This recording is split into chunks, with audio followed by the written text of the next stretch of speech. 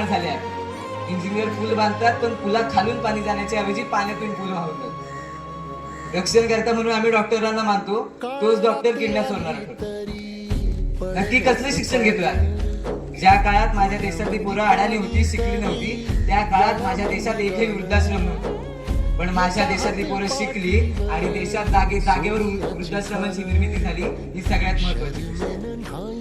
जा एखाद्या वृद्धाश्रमात, तो एक म्हातारी कितपत पडलेली दिसते. सहज प्रश्न विचारा, तुमची पोरं काय करतात?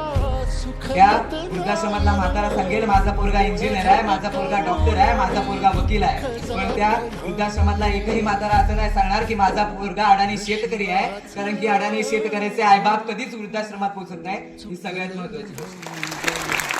पाऊल थकलं नाही गड्या